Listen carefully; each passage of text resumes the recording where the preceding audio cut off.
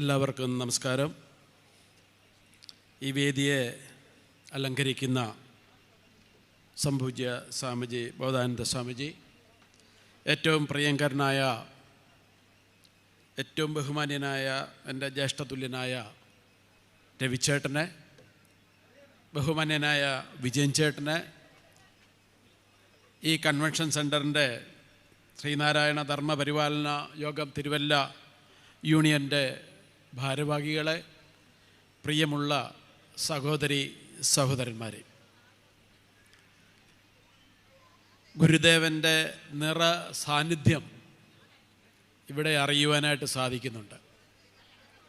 ഗുരുദേവനേക്ക് ഉള്ളിലേക്ക് പ്രതിഷ്ഠിച്ചവർക്ക് മാത്രമേ അത് ലഭിക്കുകയുള്ളൂ. ഗുരുദേവൻ്റെ കൃതികളിലൂടെ യാത്ര ചെയ്ത് ഗുരുദേവൻ പറഞ്ഞതുപോലെ ജീവിക്കുന്നവരുടെ ഉള്ളിൽ മാത്രമേ ഗുരുദേവനെ കാണാനായിട്ട് സാധിക്കുകയുള്ളൂ. ഗുരുദേവൻ്റെ ദർശനങ്ങൾ പാടിപ്പുകഴ്ത്തി ഒരുപാട് പേര് നടക്കുന്നുണ്ട്. എത്ര പേര് അതനുസരിച്ച് ജീവിക്കുന്നുണ്ട് എന്ന് എല്ലാവരും ആത്മപരിശോധന നടത്തണം. ഇവിടെ എനിക്ക് തന്നിരിക്കുന്ന വിഷയം പ്രകൃതിയിലെ ജൈവ വൈവിധ്യമാണ്. ഈ പ്രപഞ്ചത്തിൻ്റെ വൈവിധ്യമാണ് ഗുരുദേവനും ഗുരുദേവൻ്റെ ദർശനങ്ങളും. ലോകത്തെ അവസാനത്തെ ഋഷിവര്യനാണ് ഗുരുദേവനെന്നുള്ളതിന് ആർക്കും സംശയമില്ല. ഇച്ചിരിയെങ്കിലും സംശയമുണ്ടെങ്കിൽ അത് കേരളത്തിൽ ജീവിക്കുന്ന, അജ്ഞതയിൽ ജീവിക്കുന്ന ആൾക്കാർക്കാണ്. ലോകമെമ്പാടും ഗുരുദേവൻ്റെ ദർശനങ്ങൾ, പ്രത്യേകിച്ച് ഞാനൊരു പ്രവാസിയാണ്, ഇപ്പോഴും ഗൾഫിലാണ്. ഞങ്ങൾ പ്രവാസികളത് മനസ്സറിഞ്ഞുകൊണ്ട് ഇവിടെ ആഘോഷിക്കുന്നതിനെക്കാട്ടിലും വളരെ പ്രൗഢഗംഭീരമായിട്ട് ഗൾഫ് നാടുകളിലും യൂറോപ്പിലും ഇവൻ അമേരിക്കയിലടക്കം ഗുരുദേവൻ്റെ സാന്നിധ്യം അവിടെ കൊണ്ടുപോയിരിക്കുക. അപ്പോൾ ഇവിടെ ഇച്ചിരി കുറവാണോ എന്ന് എനിക്ക് തോന്നുന്നുണ്ട്. ഇന്നിവിടെ ശരിയാണോ അമ്മേ? ശരിയാണല്ലേ? അപ്പോൾ ഇവിടുത്തെ വിഷയം വളരെ ഗൗരവമുള്ളതാണ്. അതിനു മുമ്പ് ഒരു 2 മിനിറ്റ് എനിക്ക് സംസാരിക്കണം. വിഷയത്തിലേക്ക് കടക്കുന്നതിന് മുമ്പ് എനിക്കൊരുപാട് ഭാഗ്യം ലഭിച്ചു ഗുരുദേവൻ്റെ പല വേദികളിലും യാത്ര ചെയ്യുവാനും സംസാരിക്കുവാനും ഒക്കെ.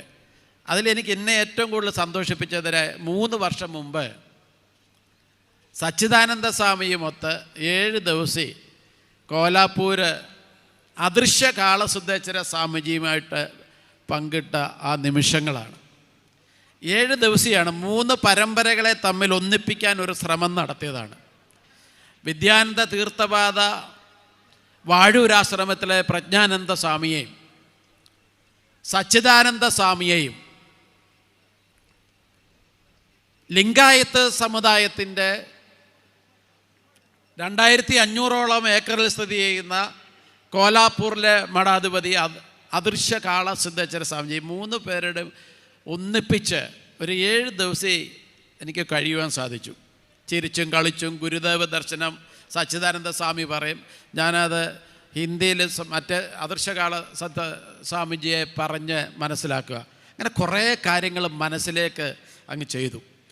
അവസാനം സച്ചിദാനന്ദ സ്വാമി പറയുകയാണ്, അജയകുമാറേ, ഇതൊക്കെ ഞാൻ അവിടെ ചെന്ന് നമ്മുടെ നാട്ടിൽ ഈ സ്വാമിജി ഇവിടെ കാട്ടിക്കൂട്ടിയതൊക്കെ ചെയ്തു കഴിഞ്ഞാൽ എന്നെ ഇവന്മാർ വെച്ചേക്കുമോ?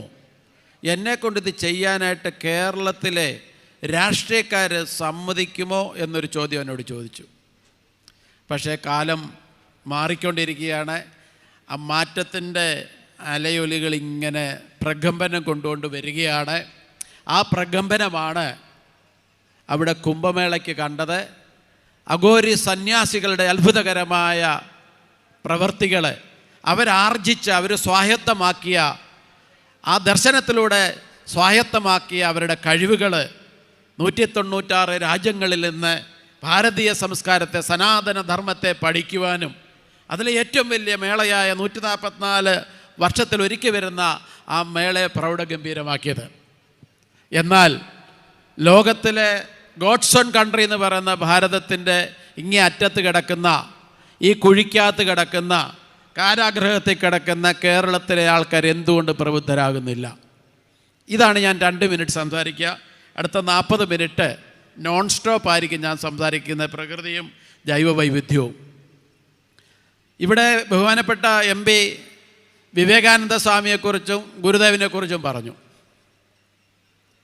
വിവേകാനന്ദ സ്വാമിജി പറഞ്ഞത് 100 വർഷങ്ങൾക്ക് മുമ്പാണ് കേരളം പ്രാന്താലയമാണ്.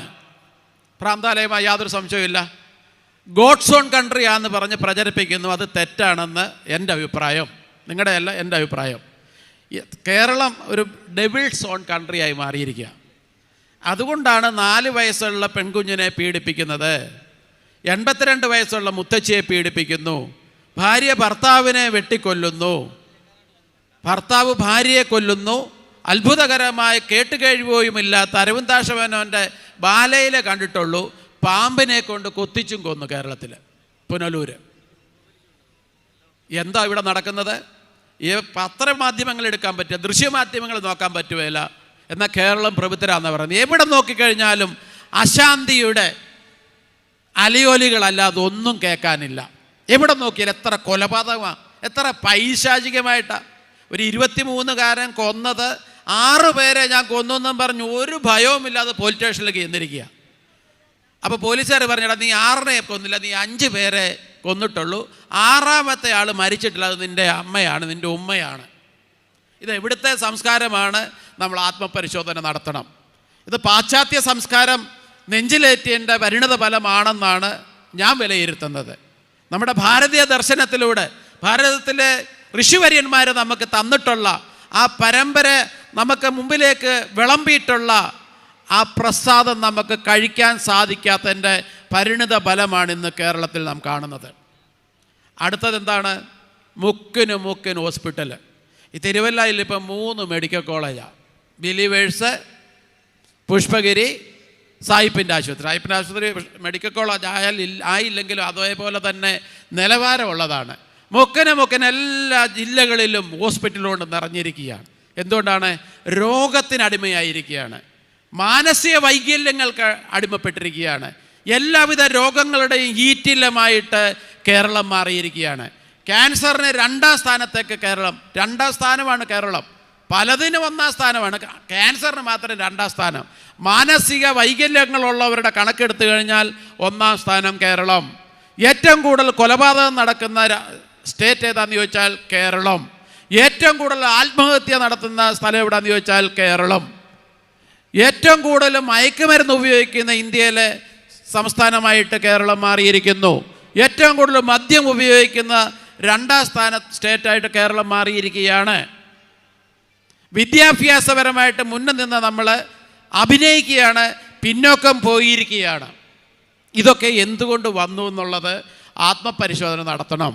ഗുരുദേവൻ്റെ ദർശനം അവിടാണ് നമുക്ക് പ്രാധാന്യത്തോടെ കാണേണ്ടത്. ഓരോ വരികളിലും കൃത്യമായിട്ട്, ഞാൻ അതിലേക്ക് കടക്കുന്നത്, അത് നിങ്ങൾക്കറിയാം. നിങ്ങൾക്ക് അറിയത്തില്ലെങ്കിൽ നിങ്ങൾ ആ പുസ്തകം പച്ച മലയാളത്തിൽ അടിച്ച് തന്നിട്ടുണ്ട്, ഗുരുദേവൻ്റെ ദർശനം. അത് വായിക്കണം, നമ്മളും വായിക്കണം, അയൽവക്കക്കാർക്കും കൊടുക്കണം. അത് ഇംഗ്ലീഷിലൊക്കെ അച്ചടിച്ച് കേംബ്രിഡ്ജ് യൂണിവേഴ്സിറ്റിയിലൊക്കെ പഠിപ്പിക്കാൻ തുടങ്ങിയിട്ടുണ്ട്. യൂറോപ്പിലും അവരത് ഏറ്റെടുത്തിട്ടുണ്ട്. അത് നമ്മുടെ ഇവിടെ കൂടെ അത് ഏറ്റെടുക്കണം, നമ്മുടെ രാജ്യത്ത് അത് സ്പ്രെഡ് ചെയ്യണം. കാര്യം ഞാൻ സൂചിപ്പിച്ച അവസാനത്തെ ഋഷിവര്യനാണെന്ന്. അപ്പം ഞാനിവിടെ സൂചിപ്പിച്ചതിൻ്റെ എല്ലാം ഒരു കാരണം, ഈ മാനസിക വൈകല്യങ്ങളും രോഗവും ഒക്കെ ഉണ്ടാകാൻ കാരണം പ്രകൃതിയിൽ നിന്ന് നമ്മൾ അകന്നു. പ്രകൃതിയോട് ചേർന്ന് നിന്ന് നമ്മളിന്ന് പ്രകൃതിയിൽ നിന്ന് അകന്നകന്നകന്ന് ഒരുപാട് മാനസികമായിട്ട് പോലും നമ്മുടെ ഈ പ്രപഞ്ചത്തിൽ നിന്ന് നമ്മൾ അകന്നു പോയിരിക്കുകയാണ്. അതൊരു വസ്തുതയാണ്, അത് യാഥാർത്ഥ്യമാണ്, അത് തെളിയിക്കുവാനായിട്ട് നമുക്ക് സാധിക്കും. അപ്പോൾ പ്രകൃതിയാണ് ഈശ്വരൻ എന്നാണ് നമ്മുടെ സങ്കല്പം. ഈ പ്രകൃതി തന്നെ ഈശ്വരനായിട്ട് നമ്മൾ കണ്ടത്. അല്ലെങ്കിൽ ഇവിടെ ഇരിക്കുന്ന നമ്മളെല്ലാം ഈശ്വരൻ്റെ അംശമാണ്. അഹം ബ്രഹ്മാസ്മി തത്വമസി. ശങ്കരാചാര്യരുടെ അദ്വൈത സിദ്ധാന്തം ദ്വിതീയമല്ലാത്തത്, നമ്മളെല്ലാം ഒന്നാണ്. ഗുരുദേവനും അത് തന്നെ വളരെ കൃത്യമായിട്ട് വർണ്ണിച്ചിട്ടുണ്ട്. ഗുരുദേവൻ ഓരോ കൃതികൾ എടുത്തെടുത്ത് പറയുന്നുണ്ട്. നമ്മളെല്ലാം ഒന്നാണെന്നുള്ള ഒരു സങ്കല്പം, ആ ഒരു നഗ്നമായ സത്യം നാം തിരിച്ചറിയുവാനായിട്ട് ശ്രമിക്കണമെന്നാണ് എനിക്ക് വിനീതമായി അഭ്യർത്ഥിക്കാനുള്ളത്. ഇവിടെ ജൈവ വൈവിധ്യം എന്താണ്? ജൈവ വൈവിധ്യം, ഡൈവേഴ്സിറ്റി ഇത്രയധികമുള്ള ഒരു രാജ്യം, വിവിധങ്ങളായിട്ടുള്ള സസ്യലതാദികൾ, പക്ഷികൾ, മൃഗങ്ങൾ, ഇഴജന്തുക്കൾ, മണ്ണിനടിയിൽ ജീവിക്കുന്ന ഇഴജന്തുക്കൾ, വെള്ളത്തിനടിയിൽ ജീവിക്കുന്ന ജീവികൾ, ലക്ഷോപലക്ഷം ജീവജാലങ്ങളും അതിലെ ഒരു ജീവിയാണ് മനുഷ്യനെന്ന് നാം മനസ്സിലാക്കുക. ഈ കാണുന്ന സർവ്വചരാചരങ്ങളുടെയും ഈ പ്രകൃതിയുടെ എല്ലാം ചൈതന്യം, അല്ലെ ഈ വൃക്ഷത്തിലുള്ള ചൈതന്യം, പാമ്പിലും അട്ടയിലും പൂച്ചയിലും പഴുതാരയിലും മീനിലും മത്സ്യലതാദികളിലും ഒക്കെയുള്ള ചൈതന്യം, അതും നമ്മുടെ ചൈതന്യവും ഒന്നാണെന്നുള്ള യാഥാർത്ഥ്യം മനസ്സിലാക്കണം. ഇതെല്ലാം ഈശ്വരൻ്റെ അംശമാണ്. അത് നമ്മൾ മനസ്സിലാക്കണം. അത് രമണ മഹർഷി നമ്മളെ വളരെ വ്യക്തമായിട്ട് നമുക്ക് കാണിച്ചു തന്നിട്ടുണ്ട്. ഹൂ ഐ ആം, ഞാൻ ആരാണെന്നുള്ള ചോദ്യം ചോദിച്ച് അവസാനം മനസ്സിലായി ഞാൻ ബ്രഹ്മമാണ്. അപ്പം ഞാൻ തന്നെയാണ് ഈശ്വരൻ്റെ ചൈതന്യം.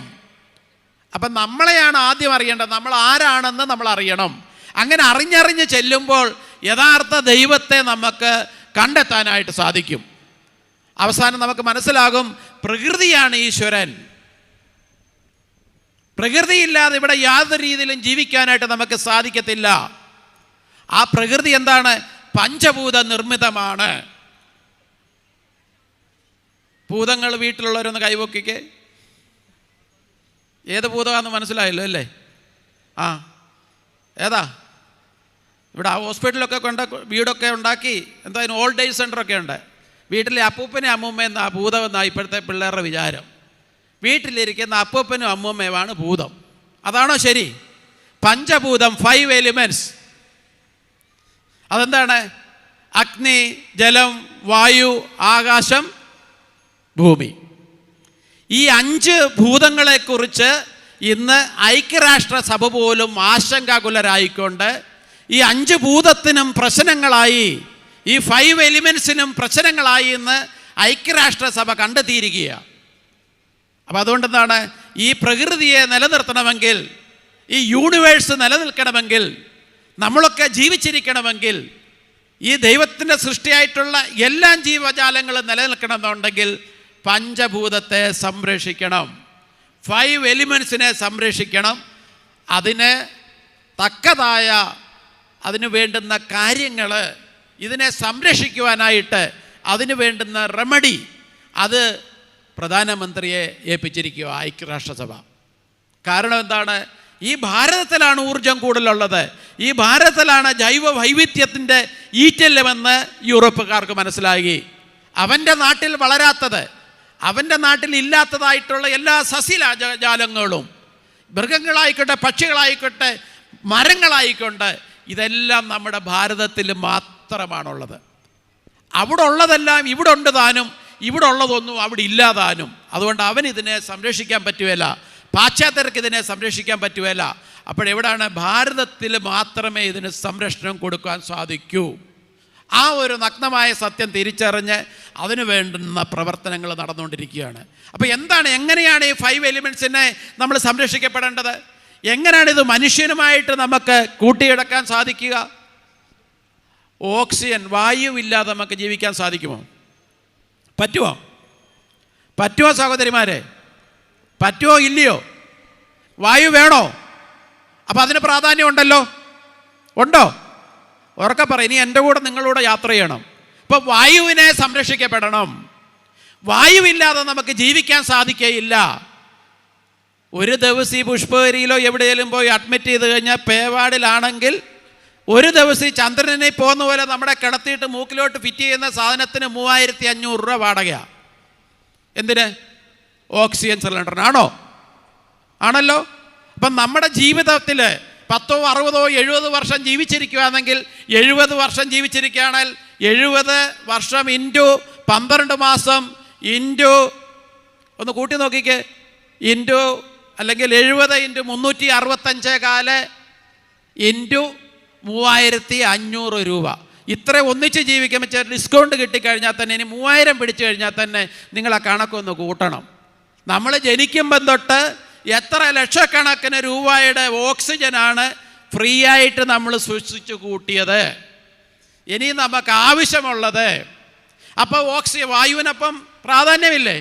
അപ്പോൾ വായുവിനെ സംരക്ഷിക്കപ്പെടണോ? വേണോ? അത് സംരക്ഷിക്കപ്പെടേണ്ടോണ്ടാണ് ഋഷിവര്യന്മാരെ വായുവിന് ഒരു ദൈവത്തെ അങ്ങ് കൊടുത്തു, വായുദേവൻ. ഇല്ലയോ? ആരാ വായുദേവൻ്റെ ഏറ്റവും നമ്മൾ ആരാധിക്കുന്ന ആള്? ഹനുമാൻ സ്വാമി. വായുദേവനായിട്ടാണ് കാണുന്നത്. അപ്പോൾ വായുവിനൊരു ദൈവത്തെ തന്നെ ഭാരതത്തിലെ ഋഷിവര്യന്മാർ കൊടുത്തു എന്നുള്ളതാണ്. ശരിയല്ലേ? അപ്പം ഈ വായു ലഭിക്കണമെങ്കിൽ എന്താണ് വേണ്ടത്?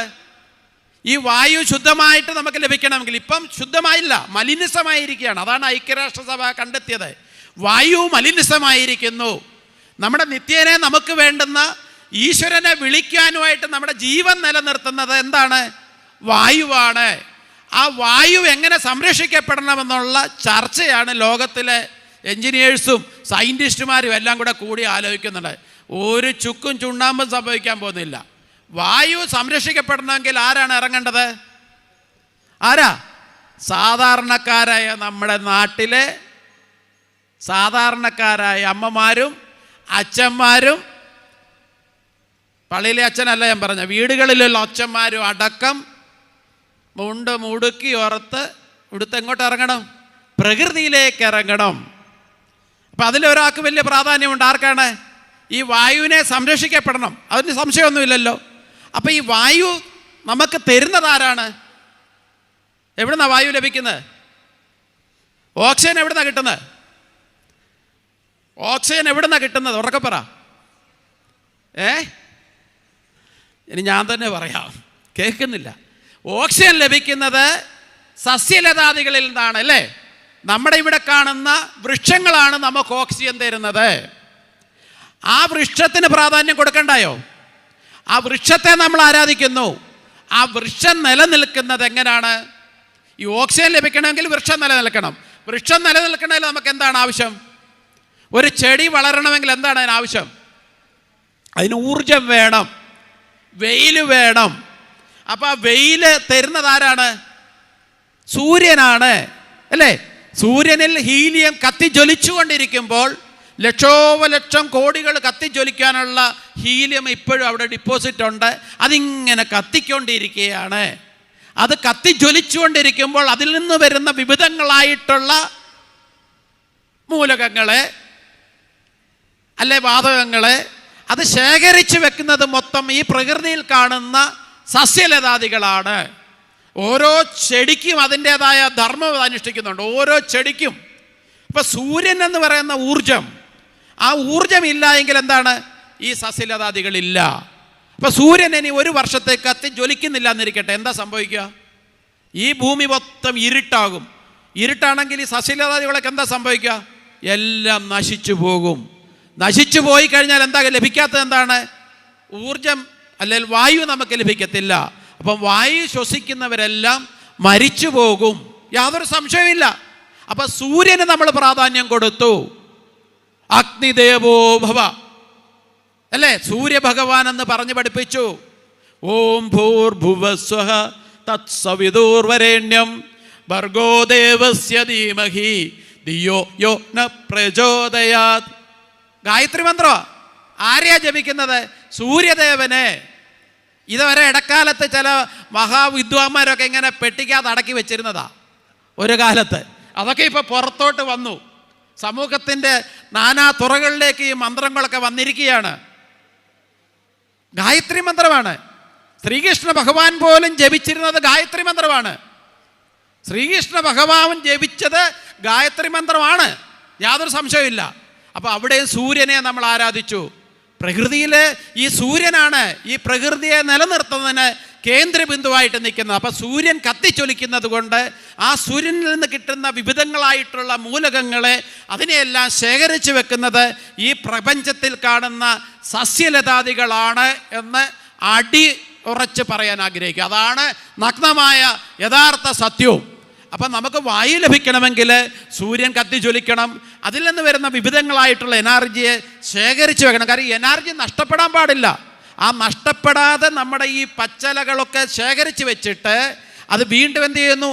അത് വീണ്ടും അത് ഇലകൾ കൊഴിഞ്ഞു പോയി അതിൻ്റെ ദൗത്യം നിർവഹിച്ചു കഴിഞ്ഞ് ഇലകൾ കൊഴിഞ്ഞ് വീണ് അത് വീണ്ടും ആ ഊർജം ആ ഇലയിലൂടെ മണ്ണിലേക്ക് ലയിക്കുകയാണ്.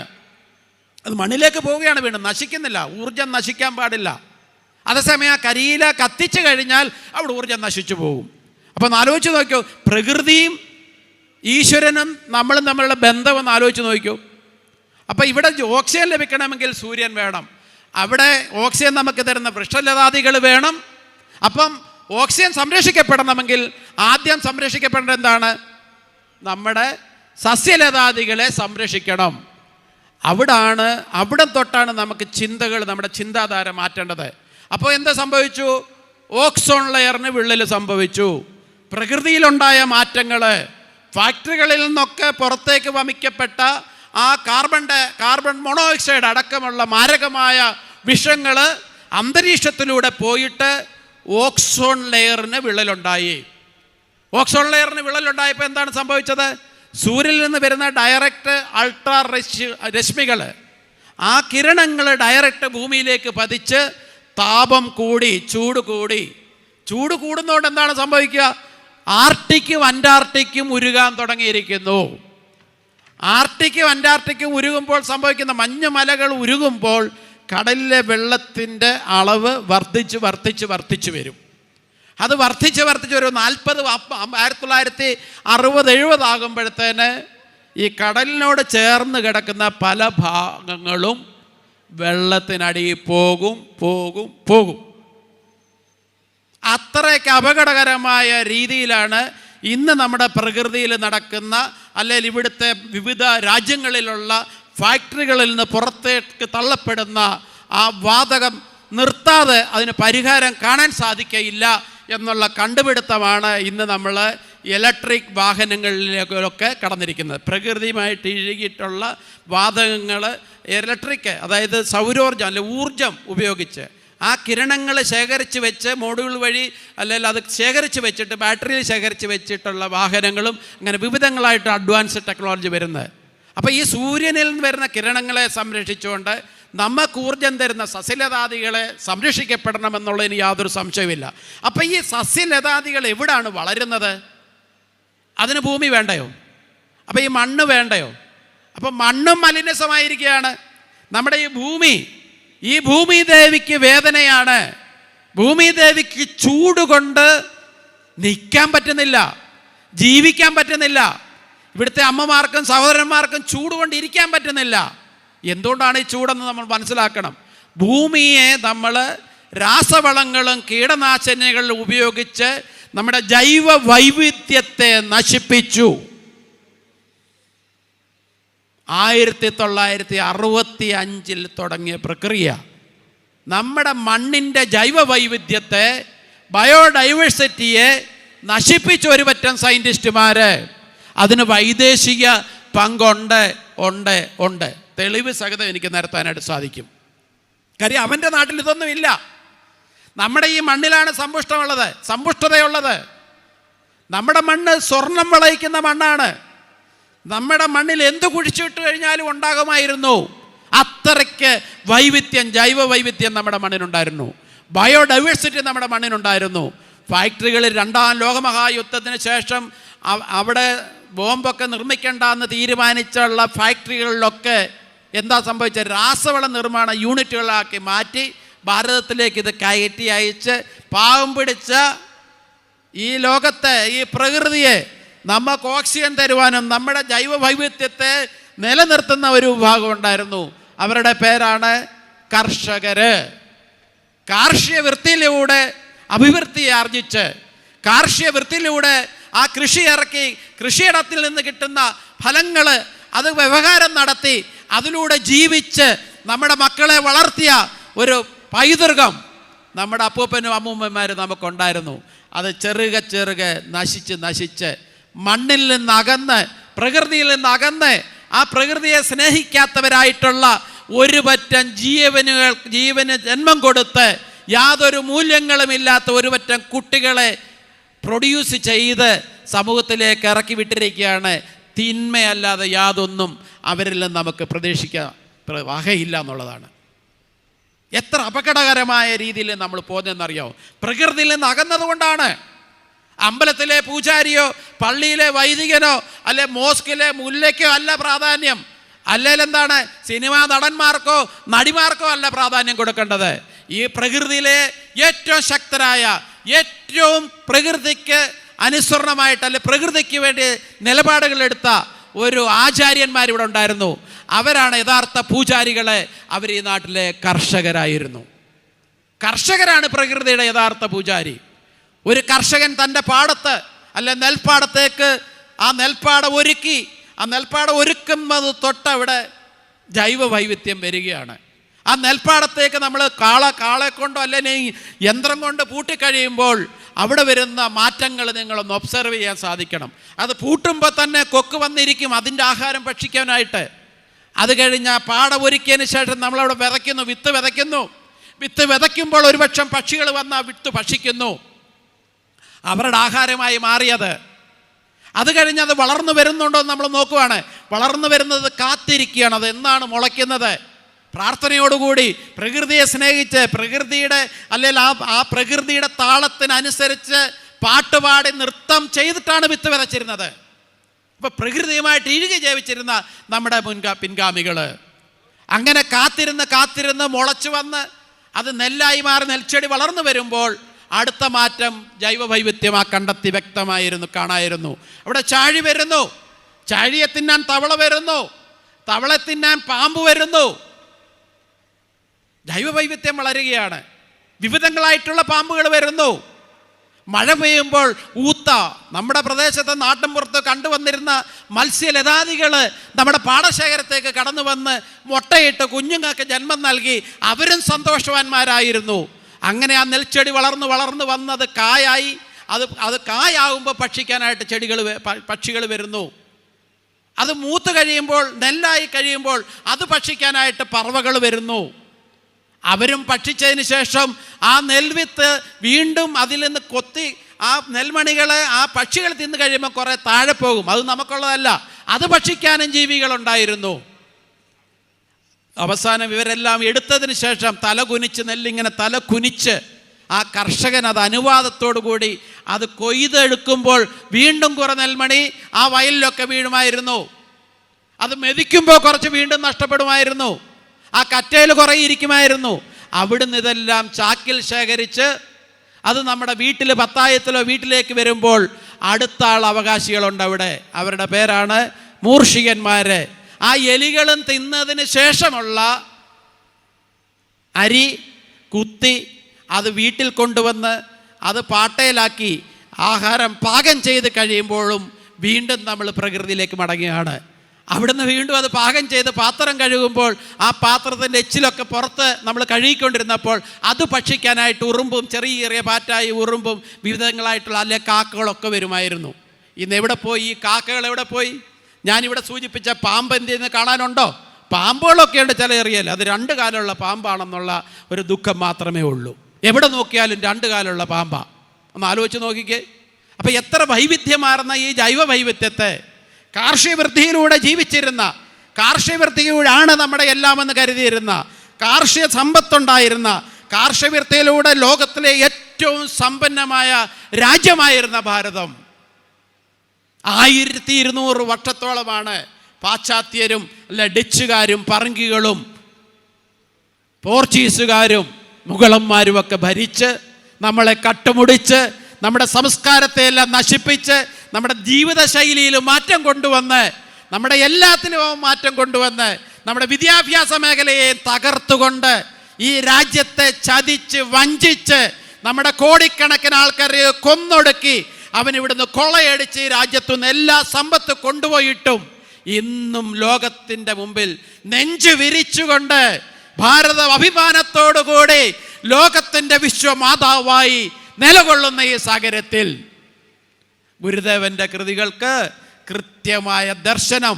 അതാണ് കാലത്തിന് മുമ്പേ സഞ്ചരിച്ചു എന്ന് ഇവിടെ അഡ്വക്കേറ്റ് മാത്യു സാർ പറഞ്ഞത്. ഇത് പറയാതെ നിർവാഹമില്ലെന്ന് എല്ലാവരും പ്രതിപാദിച്ചു പോയേ സാധിക്കത്തുള്ളൂ. കാര്യം സത്യമാണ്, ഇത് സനാതനമാണ്. സനാതനം എന്താണ്? ഇന്നലെ ഉണ്ടായിരുന്നത് ഇന്നുള്ളത് നാളെ ഉണ്ടായിരിക്കും. ഇന്നലെ ഉള്ളത് ഇന്നുണ്ടല്ലോ, നാളെ അത് ഉണ്ടായിരിക്കും, അത് നശിക്കത്തില്ല. നശിക്കാത്തത് എന്താണോ അതാണ് സനാതനം.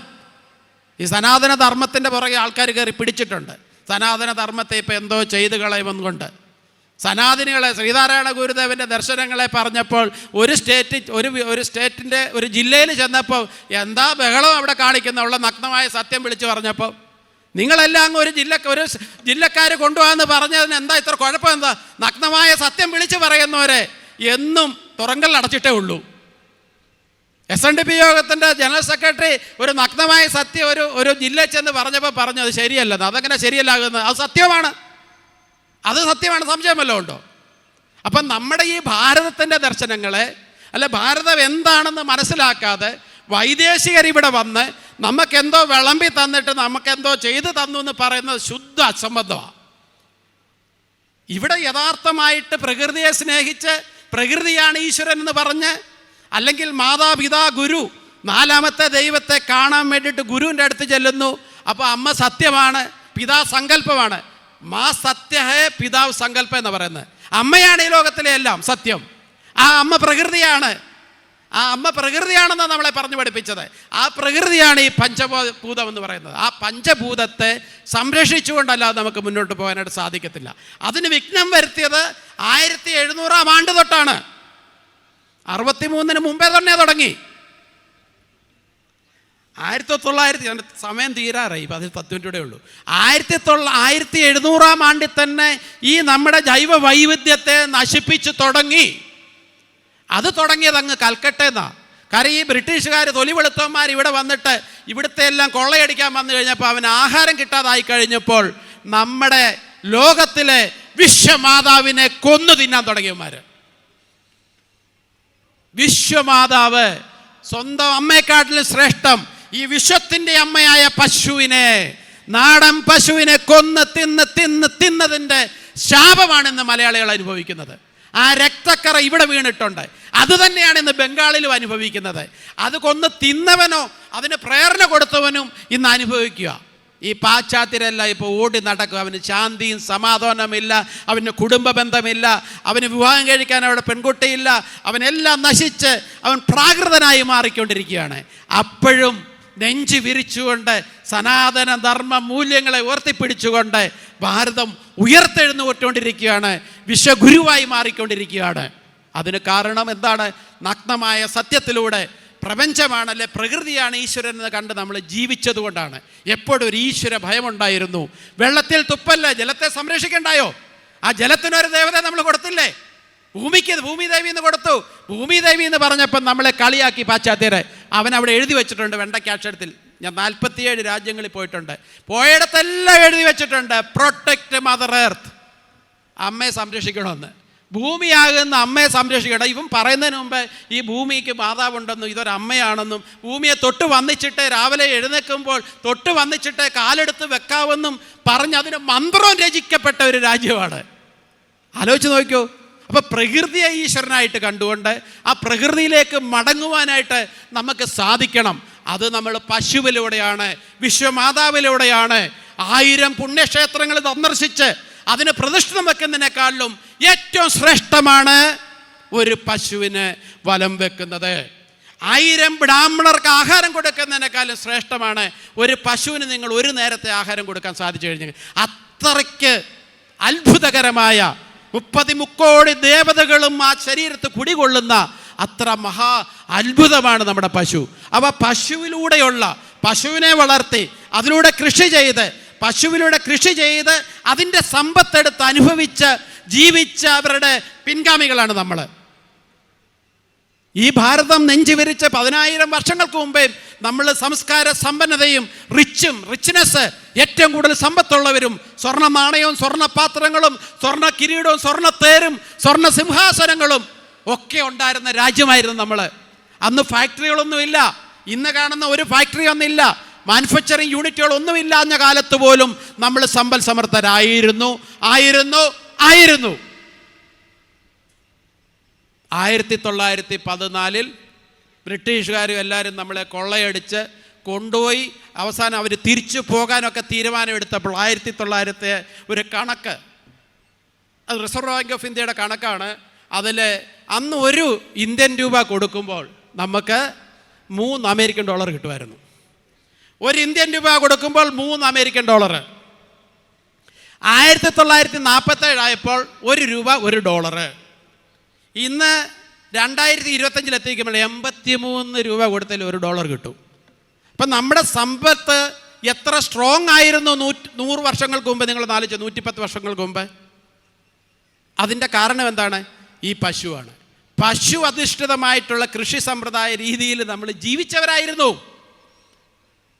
ഒന്ന് ആലോചിച്ച് നോക്കുക. അപ്പോൾ അതിലൂടെയുള്ള കൃഷിയിലൂടെ അത് പ്രകൃതിയിലേക്ക് അതിൻ്റെ ചാണകവും മൂത്രവും ഉപയോഗിച്ചുള്ള കൃഷി ചെയ്യുമ്പോൾ നല്ല ശുദ്ധമായ ആഹാരം നമുക്ക് ലഭിക്കുമായിരുന്നു. മണ്ണിലേക്ക് ആ ശുദ്ധമായ ഈ 2 തീർത്ഥം അങ്ങോട്ട്, ആ ഗോമയി എന്ന് പറയുന്ന ആ ചാണകവും ആ മൂത്രവും കൂടെ ചെല്ലുമ്പോൾ ആ മണ്ണങ്ങ് സമ്പുഷ്ടമാവുകയാണ്. അവിടുത്തെ ജൈവ വൈവിധ്യം വളരുകയാണ്. അത് ഒലിച്ചു ചെല്ലുന്നിടത്തെല്ലാം ജൈവ വൈവിധ്യം ഉണ്ടാകും. കാര്യം അത്രയ്ക്ക് കോടി അൺകൗണ്ടബിളായിട്ടുള്ള മൈക്രോ ബാക്ടീരിയകളാണ് ആ ചാണകത്തിലുള്ളത്. ഞാൻ നാടൻ പശുവിൻ്റെയാണ് പറയുന്നത് കേട്ടോ. അവിടെ ലാബിൽ കണ്ടുപിടിച്ച് ഓസ്ട്രേലിയക്കാരൻ പന്നിയുടെ സെമൻ എടുത്ത് അത് മിക്സ് ചെയ്തിട്ട് ഡെവലപ്പ് ചെയ്ത HF കുറിച്ചല്ല പറയുന്നത്. ഈ പ്രകൃതിയിലെ ദൈവം സൃഷ്ടിച്ച നാടൻ പശുവിനെ കുറിച്ചാണ് ഞാൻ പറയുന്നത്. അതിലൂടെ മാത്രമേ ജൈവ വൈവിധ്യത്തെ നിലനിർത്താൻ സാധിക്കത്തുള്ളൂ. അപ്പം ചാണകത്തിന് അത്രയും വിലയുണ്ടെങ്കിൽ, അതിനത്രയും മൂല്യമുണ്ടെങ്കിൽ, അതിൻ്റെ മൂത്രത്തിനോ? ലോകത്തിൽ സത്യം മാത്രം പറയുന്ന, അല്ലെങ്കിൽ കേരളത്തിൽ സത്യം മാത്രം പറയുന്ന ഒരു ചാനലും പത്രവുമുണ്ട്. അതിൻ്റെ പേര്, ഇത് ഞാൻ പറഞ്ഞതല്ല, ഇവിടെ സൂചിപ്പിച്ചു, മർത്തോമ സഭയുടെ ഒരു മേലധികാരി PhD എടുത്തത് SN ശ്രീനാരായണ ഗുരുദേവനെ കുറിച്ചാണെങ്കിൽ, ക്രിസ്തുസൻ തിരുമേനി PhD എടുത്തത് ഭഗവത്ഗീതയിലാണ്. കാര്യം ഇവർക്ക് വേറൊന്നിനും എടുക്കാൻ പറ്റൂല. സമാധിയായ ക്രിസ്തുസൻ തിരുമേനി PhD എടുത്തത് എവിടാണ്? ഭഗവത്ഗീതയിലാണ്. അദ്ദേഹം മരിക്കുന്നതിന് മുമ്പ് നിരവധി പ്രാവശ്യം അദ്ദേഹത്തിൻ്റെ വീട്ടിൽ എനിക്ക് പോകാൻ സാധിച്ചിട്ടുണ്ട്, മാരാവറ്. അതിനാ മാരാമണ്. അവിടോട്ട് ചെന്ന് കഴിഞ്ഞാൽ മൊത്തം കൃഷ്ണവിഗ്രഹമാണ്. എവിടെ ചെന്നാലും കൃഷ്ണവിഗ്രഹം. ഞാനൊരിക്കൽ ചോദിച്ചു, തിരുമേനി ഇത്രയൊക്കെ ആയില്ല, ഇനി തിരിച്ചു പോകുന്നുകൂടെ എന്നൊരു കള്ളച്ചിരി ചിരിച്ചു. അപ്പോൾ ആ തിരുമേനി പറഞ്ഞ ഒരു വാക്കിലൊക്കെ വരുന്നത് എന്താണ്? നഗ്നമായ സത്യം പറയുന്ന ഒരു കാര്യത്തെക്കുറിച്ചാണ്. അപ്പോൾ അദ്ദേഹത്തെ മനോരമയുടെ വാർഷികത്തിന് 50ാം വാർഷികത്തിന് വിളിച്ച് ഉദ്ഘാടകനായിരുന്നു. അപ്പോൾ പറഞ്ഞു, 2 നഗ്ന സത്യങ്ങൾ മാത്രം പറയുന്ന ഒരു മാധ്യമമാണ് മനോരമ. അതിലൊന്ന് ചരമം, 2 തീയതി. ഈ 2 മാത്രമേ അവർ സത്യം പറയത്തുള്ളൂ എന്നാണ് ഞാൻ പറഞ്ഞതല്ലേ, ക്രിസ്തുസ് തിരുമേനി പറഞ്ഞതാണ്. പക്ഷേ അവരുടെ ചാനലിൽ നിങ്ങൾ യൂട്യൂബിൽ കയറി ഒന്ന് അടിച്ചു നോക്കണം. ഗോൾഡ് ഇൻ കൗ യൂറിൻ എന്ന് അടിച്ചു കഴിഞ്ഞാൽ നിങ്ങൾക്ക് അതിൻ്റെ അവതാരക സംഭാഷണത്തോടു കൂടി ഒരു വീഡിയോ കിടപ്പുണ്ട്. എന്താണെന്നറിയാമോ? സ്വർണം കണ്ടെത്തി നാടൻ പശുവിൻ്റെ മൂത്രത്തിൽ നിന്ന്. ആ സ്വർണം കയ്യിലെടുത്ത് അത് ഉമ്മ കൊടുക്കാൻ എനിക്ക് ഭാഗ്യം കിട്ടി. 9 വർഷത്തെ റിസർച്ച്, ഒരു പറ്റം സയൻറ്റിസ്റ്റുമാർ ജുനഗഡ് സർവകലാശാലയിൽ കണ്ടിന്യൂസ് 500 പശുക്കളിൽ ഗീർ പശുക്കളുടെ മൂത്രമെടുത്ത് അതിൽ റിസർച്ച് നടത്തി അവസാനം 10 to 30 ml 10 തൊട്ട് 30 മില്ലിഗ്രാം സ്വർണം ഗോമൂത്രത്തിൽ നിന്ന് വേർതിരിച്ചെടുത്ത് അത് വിജയിപ്പിച്ചു. അപ്പം നിങ്ങൾ ചിന്തിക്കും, രവിചേട്ടനെങ്കിലും ചിന്തിക്കാതിരിക്കത്തില്ല അജയകുമാറിന് എന്തുമാത്രം സ്വർണം കിട്ടുമെന്ന്. കാരണം ഏതാണ്ട് 650ഓളം നാടൻ പശു എൻ്റെ കയ്യിലുണ്ട്. അറക്കാൻ കൊണ്ടുവന്നിടത്തുനിന്ന് വാങ്ങിച്ച് അതിനെ സംരക്ഷിക്കുക. വട്ടാണോ എന്ന് പലരും ചോദിക്കുന്നുണ്ടാണ്. നല്ലത് ചെയ്യുന്നവരെല്ലാം വട്ട, അവർക്ക് ഭ്രാന്ത. അങ്ങനെ തന്നെ ഇരുന്നോട്ടെ. പക്ഷെങ്കിൽ ഈ മൂത്രം ഡയറക്റ്റ് എടുത്ത് സ്വർണം ഉണ്ടാക്കാൻ പറ്റത്തില്ല. കാര്യം അത് പ്രോസസ്സിങ്ങിലൂടെയാണ്. അപ്പോൾ അതിന് ഒരുപാട് ചിലവ്. സ്വർണം ഒരു കിലോ സ്വർണം വാങ്ങിക്കുന്നതിനേക്കാളിലും ചിലവ് വരും. അല്ലെങ്കിൽ 1 ഗ്രാം സ്വർണം നമ്മൾ വാങ്ങിക്കുന്നതിനേക്കാളിലും 10 ഇരട്ടി ചിലവ് വരും അതിൽ നിന്ന് അത് വേർതിരിച്ചെടുക്കാൻ. പക്ഷേ മിടുക്കന്മാരായ നമ്മളെ സയൻറ്റിസ്റ്റുമാർ ഇത് കണ്ടുപിടിച്ചെന്നറിഞ്ഞപ്പോൾ പതിവ് പോലെ ഈ കള്ളന്മാരെന്ത് ചെയ്തു? പാശ്ചാത്യർ, അമേരിക്ക 12 മെഡിസിൻ്റെ പാറ്റന്റ് അവരങ്ങ് രജിസ്റ്റർ ചെയ്തു. കാര്യം 83 തരം മരുന്ന് ഇന്ന് ഈ മൂത്രത്തിൽ നിന്ന് ഉണ്ടാക്കുന്നുണ്ട്. ആ മൂത്രത്തിൽ അമേരിക്ക 12 മരുന്നിൻ്റെ പാറ്റന്റ് രജിസ്റ്റർ ചെയ്തിട്ട് അവരെന്ത് ചെയ്തെന്ന് അറിയാമോ? മൂത്രം പൗഡറാക്കിയിട്ട് ഒരു ക്യാപ്സൂളാക്കി വിൽക്കുക. $80 അമേരിക്കയിൽ. ഞാനിവിടെ 450 രൂപയ്ക്ക് മൂത്രം ഡിസ്റ്റിൽ ചെയ്ത് കൊടുക്കുമ്പോൾ ആർക്കും വേണ്ട, 1/2 ലിറ്റർ. മറ്റവൻ അതിൻ്റെ പൊടി ഒരു ക്യാപ്സൂളാക്കി സപ്ലിമെൻ്ററി ഫുഡായിട്ട് കൊടുക്കും അമേരിക്ക. കാരണം എന്താ? ഇന്ത്യയിൽ നിന്ന് കൊണ്ടുപോയത് 6500 പശുക്കൾ അവിടെ അമേരിക്കയിൽ റാം എന്ന് പറഞ്ഞ ഒരു സ്റ്റേറ്റിൽ 6500 പശുക്കൾ അമേരിക്കയിലെ ഒരു സായിപ്പ് സന്യാസം ഇവിടെ വന്ന് സ്വീകരിച്ച് കൊണ്ടുപോയിട്ടുണ്ട്. അവൻ അതിൻ്റെ എല്ലാം എടുത്തിട്ട് കച്ചവടം നടത്തുക. ഇപ്പം മൂത്രത്തിൻ്റെ ആ കഴിവല്ല എന്താണെന്ന് നിങ്ങൾക്ക് മനസ്സിലായി. 83 തരം മരുന്ന് ഇന്ന് ക്യാൻസറിനടക്കം ഇന്നുണ്ടാക്കുന്നുണ്ട്. നമ്മുടെ ജൈവ വൈവിധ്യം, ആ മൂത്രം നമ്മുടെ മണ്ണിലേക്ക് ഒഴിക്കുമ്പോൾ എത്രമാത്രം ജൈവ വൈവിധ്യം ഉണ്ടാകും. ആ മൂത്രവും ചാണകവും ഉപയോഗിച്ചുള്ള കൃഷി സമ്പ്രദായ രീതി നടത്തിയപ്പോൾ ഈ കഴിഞ്ഞ 30-40 വർഷത്തിനുള്ളിൽ എത്ര ആശുപത്രികളാണ് ഇവിടെ വന്നത്, എത്ര കുടുംബങ്ങളാണ് അനാഥമായത്. ഈ ഈ വിഷം തളിച്ച പച്ചക്കറികളും മത്സ്യങ്ങളും എല്ലാം നമുക്കിവിടേക്ക് എത്തിപ്പിച്ചിട്ട് അത് നമുക്ക് തന്ന രോഗത്തിലേക്ക് തള്ളിവിട്ടിട്ട് ഉള്ള ധനം മൊത്തം സമാഹരിക്കുന്നത് മൊത്തം ഇവിടുത്തെ ഹോസ്പിറ്റലുകാർ കൊള്ളയടിച്ച് നമ്മളെ കൊണ്ടുപോകുമ്പോൾ എന്തുകൊണ്ട് രോഗം വരാതിരിക്കുന്നതിനെ കുറിച്ച് നമ്മൾ ചിന്തിക്കണം, ചർച്ച ചെയ്യണം. ഗുരുദേവൻ വർഷങ്ങൾക്ക് മുമ്പ് ശിവഗിരിയിൽ തീർത്ഥാടനം വെച്ചപ്പോൾ അദ്ദേഹം പറഞ്ഞു, ഗുരുദേവൻ സ്വാമിജി പറഞ്ഞു, എന്താണ്, നിങ്ങൾ വരുന്നതൊക്കെ കൊള്ളാം, ഒരു ദിവസം ജോർജ് കുട്ടി വേണ്ടയോ, പൈസ ഉണ്ടാക്കുന്നതിനെ കുറിച്ച് ഇവിടെ ചർച്ച ചെയ്യണം, വ്യവസായത്തെക്കുറിച്ച് ഒരു ദിവസം ചർച്ച ചെയ്യണമെന്ന്. എന്ന് പറഞ്ഞതുപോലെ മണിക്കച്ചറ കൺവെൻഷനിലെ ഭാരവാഹികളോട് ഞാൻ പറയണേ, ഒരു ദിവസം മൊത്തം ആരോഗ്യ മേഖലയെക്കുറിച്ച് നിങ്ങൾ ചർച്ച ചെയ്യണം. ആരോഗ്യം വേണ്ടേ നമുക്ക്? ആരോഗ്യ മേഖലയിലേക്ക് ചർച്ച ചെയ്യണം. എങ്ങനെയാണ് ഈ പ്രകൃതിയെ നമ്മൾ സംരക്ഷിക്കുക? ഒരു പശുവിനെ വളർത്തി അല്ലെ അതിൻ്റെ ചാണകവും മൂത്രവും വെച്ചുള്ള കൃഷി സമ്പ്രദായ രീതിയുടെ പച്ചക്കറികൾ ഉൽപ്പാദിപ്പിച്ച് നമുക്ക് ഭക്ഷിക്കാനായിട്ടുള്ള അവകാശമില്ലയോ? നമ്മുടെ മക്കൾക്ക് ആരോഗ്യം ഉണ്ടാകണമെന്ന് നമുക്ക് ചിന്ത വേണ്ടയോ? തിരിച്ച് പ്രകൃതിയിലേക്ക് മടങ്ങണം. ആ പ്രകൃതിയിലേക്ക് മടങ്ങുമ്പോൾ ഇന്ന് ലോകത്തിലെ അല്ലെ ഇന്ത്യയിലെ ഏറ്റവും കൂടുതൽ വിഷാദ രോഗികൾ ജീവിക്കുന്ന സ്ഥലം ഏതെന്ന് ചോദിച്ചു കഴിഞ്ഞാൽ കേരളത്തിൽ പത്തനംതിട്ട ജില്ലയിലാണ്. വിഷാദ രോഗം എന്തുകൊണ്ടാണ്? അവർക്കൊന്നും ഐഡിയലായിട്ടിരിക്കുക, വീട്ടിൽ മക്കളും നോക്കത്തില്ല, കൊച്ചുമക്കളും നോക്കത്തില്ല. പ്രത്യേകിച്ച് തിരുവല്ല താലൂക്ക് കുമ്പനാട് ഏരിയയിലുള്ളത് അങ്ങോട്ട് വന്നു കഴിഞ്ഞാൽ കാണാം, പാശ്ചാത്യ സംസ്കാരം തേടി പോയതാണ്. മക്കൾക്ക് വേണ്ട, ആർക്കും വേണ്ട. പണ്ട് പട്ടിയെങ്കിലും ഉണ്ടായിരുന്നു, ഇപ്പോൾ പട്ടിയുമില്ല വീട്ടിൽ. മനസ്സിലായല്ലോ? അപ്പോൾ പ്രകൃതിയിലേക്ക് ഇറങ്ങണം. പ്രകൃതിയിലേക്ക് ഇറങ്ങുമ്പോൾ ഈ ജൈവ വൈവിധ്യത്തെ സംരക്ഷിക്കേണ്ട ചുമതല കൂടി നമുക്കാണ്. നമ്മുടെ പ്രകൃതിയിൽ നിന്ന് നഷ്ടപ്പെട്ടുകൊണ്ടിരിക്കുന്ന നമ്മുടെ പൂമ്പാറ്റകളെയും തുമ്പിയും ചിത്രശലഭങ്ങളെയും നമ്മുടെ മണ്ണിൻ്റെ അല്ലെ കർഷകൻ്റെ മിത്രമായ മണ്ണിനെ സമ്പുഷ്ടമാക്കുന്ന നമ്മുടെ ആ മണ്ണിരകളൊക്കെ നമുക്ക് തിരിച്ചു കൊണ്ടുവരണം. ഈ രാസവള പ്രയോജനം കൊണ്ട് ആ മണ്ണിരയൊക്കെ നശിച്ചിരിക്കുകയാണ്. പക്ഷേ അതിൻ്റെ മുട്ട ഭൂഗർഭത്തിലുണ്ട്. ആ മുട്ടയുണ്ടായ ആ മണ്ണിരയാണ് നമ്മുടെ ജൈവവൈവിധ്യത്തെ സഹായിക്കുന്ന അല്ലെ പ്രകൃതിയെ പിടിച്ചു നിർത്തുന്ന ഏറ്റവും വലിയ ഒരു കർഷകന് മിത്രമായിട്ടുള്ള ആ മണ്ണിരയുടെ ജോലി വളരെ വലുതാണ്. ആ മണ്ണിര ഈ ഭൂമിയിൽ സുഷിരങ്ങൾ ഉണ്ടാക്കുന്നതുകൊണ്ടാണ് ഭൂഗർഭജലം നമുക്ക് ഉണ്ടാകുന്നത്. ഇത് വലിയ വിഷയമാണ്. ഇത് 1 മണിക്കൂർ കൊണ്ടോ 2 മണിക്കൂർ കൊണ്ടോ തീരുന്നതല്ല. നിങ്ങളിവിടെ കൂടിയിട്ടുള്ള കാര്യം സമയം അതിക്രമിച്ചിരിക്കുകയാണ്. വിശക്കുന്നതെന്ന് എനിക്കറിയാം, ഷുഗർ ഉള്ളവരുണ്ട്, അതിൻ്റെ ലക്ഷണങ്ങളൊക്കെ കാണിച്ചു തുടങ്ങിയിട്ടുണ്ട്. അതുകൊണ്ട് ഞാൻ കൂടുതലായിട്ട് ദീർഘിപ്പിക്കുന്നില്ല. നിങ്ങൾ ശാഖകൾ, നിങ്ങളുടെ ഏത് ശാഖയിൽ എവിടെ ഞാൻ വരാൻ തയ്യാറാണ്. ഒരു പൈസ എനിക്ക് തരണ്ട, നിങ്ങളുടെ ശാഖകളിൽ എന്നെ വിളിക്ക്, ഞാൻ വരാം. ഫ്രീ ആയിട്ട് വന്ന് ജൈവ വൈവിധ്യത്തെക്കുറിച്ച് ക്ലാസ് എടുക്കാം. അതുകൊണ്ട് ഒരു കാര്യം കൂടെ പറഞ്ഞുകൊണ്ട് ഞാൻ എൻ്റെ ഈ നിങ്ങളുടെ മുമ്പിൽ ഈ പ്രസംഗം അവസാനിപ്പിക്കുന്നതാണ്. ഇന്നിവിടെ യൂത്ത് കുറവാണ്, കുട്ടികൾ കുറവാണ്. ഇതിന് പരിഹാരം നമ്മൾ കണ്ടെത്തണം. നമ്മുടെ ഹൈന്ദവ സംസ്കാരത്തിൻ്റെ ഒരുപാട് പുസ്തകങ്ങളിൽ കൃത്യമായിട്ട് എഴുതി വെച്ചിട്ടുണ്ട് എത്ര കുട്ടികൾ വേണമെന്ന്. 4 കുട്ടികൾ മിനിമം പ്രസവിച്ചു കഴിഞ്ഞാൽ ആ അമ്മയ്ക്ക് മുട്ടുവേദന ഉണ്ടാകത്തില്ല, സന്ധിവേദന ഉണ്ടാകത്തില്ല, ക്യാൻസർ വരത്തില്ല, ബ്രസ്റ്റ് ക്യാൻസർ വരത്തില്ല, കുടലി ക്യാൻസർ വരത്തില്ല, യൂട്രസ് ക്യാൻസർ വരത്തില്ല. 4 തൊട്ട് 10 വരെ ആകാവുന്ന 4 പ്രസവിച്ചാൽ രോഗങ്ങളൊന്നും ഇല്ല. ചിലയിടത്ത് അംഗസംഖ്യ കൂടുന്നതുകൊണ്ടാണ് നമ്മുടെ ആൾക്കാരുടെയൊക്കെ കോലം കത്തിക്കണമെന്ന് തോന്നുന്നത്. നമുക്ക് അംഗസംഖ്യ കുറവാണ്. കഴിഞ്ഞ വർഷം ഈ പത്തനംതിട്ടയിൽ 1ാം ക്ലാസ്സിൽ പ്രവേശിച്ചത് 6448 കുട്ടികളാണെങ്കിൽ അങ്ങ് വടക്കൊരു ജില്ലയിലെ 69,000 കുട്ടികളാണ്. അപ്പം നമുക്ക് ഈ ഗുരുദേവൻ്റെ ദർശനം പ്രചരിപ്പിക്കണേലും ഇവിടെ കൂടുതൽ ആൾക്കാരും വരണമെങ്കിൽ കൂടുതൽ കുട്ടികൾ നമുക്ക് വേണം. അത് ഞാൻ പറയാം, ഞാൻ ആധികാരികമായിട്ട് തന്നെയാണ് അത് സംസാരിക്കുന്നത്. ഇത് മാത്രമേ എനിക്ക് നിങ്ങളുടെ മുമ്പിൽ വെക്കാനുള്ളൂ. എൻ്റെ ഈ വിഷയം ചെറിയ സമയത്ത് അവതരിപ്പിച്ച് ഈ ചെറിയ വാക്കുകൾ എനിക്ക് സംസാരിക്കാൻ സാധിച്ചത് ഇത് മൊത്തം ഗുരുവിൻ്റെ പാതാര ബിന്ദങ്ങളിൽ ഞാൻ സമർപ്പിച്ചുകൊണ്ട് എന്നെ ഇത് 4ാമത്തെ പ്രാവശ്യമാണ് ഇവിടെ വിളിക്കുന്നത്. ഇതിനെ വീണ്ടും എന്നെ ഇവിടേക്ക് വിളിക്കുന്ന ഇതിൻ്റെ ഭാരവാഹികളോട്, പ്രത്യേകിച്ച് രവിച്ചേട്ടനും എല്ലാവരുടെയും പേര് ഞാൻ എടുത്ത് പറയുന്നതല്ല, എല്ലാവർക്കും ഞാൻ നന്ദി അറിയിച്ചുകൊണ്ട് എല്ലാവർക്കും സമ്പൽ സമൃദ്ധമായ ഏറ്റവും ശ്രേഷ്ഠമായ ഒരു ജീവിതം നമുക്ക് മറ്റുള്ളവരെ ഉപദ്രവിക്കാതെ എല്ലാം ഈശ്വരനായി കണ്ട് ഈശ്വരമയമാണിതെല്ലാം എന്ന് കണ്ടുകൊണ്ട് ഇതിനെ നമുക്ക് നിലനിർത്തുവാനും അടുത്ത തലമുറയ്ക്ക് നമ്മുടെ ഈ സംസ്കാരത്തെ കൈമാറേണ്ട ഉത്തരവാദിത്വം കൂടെ നമുക്ക് കാണുമെന്നും പറഞ്ഞുകൊണ്ട് മാത്രം എൻ്റെ വാക്കുകൾ നിർത്തുന്നു. നന്ദി, നമസ്കാരം, വന്ദേ മാതരം.